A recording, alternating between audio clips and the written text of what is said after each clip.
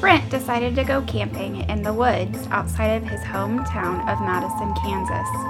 It was nighttime and really, really dark.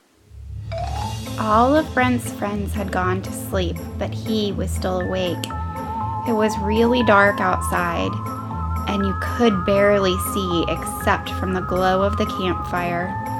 Brent started to hear some spooky noises in the woods and started getting scared.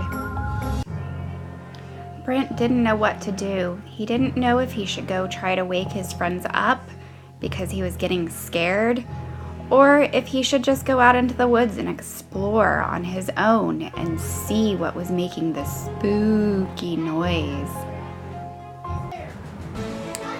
Brent decided that he should go off into the woods by himself and try to solve the problem versus waking his friends when they were in such deep and peaceful sleep. As Brent started walking closer to the woods and further away from camp, he finally got to the tree line of the woods that surrounded camp, only to find that it was an owl hooting, hoot, hoot, that was making the scary noise that had terrified him so.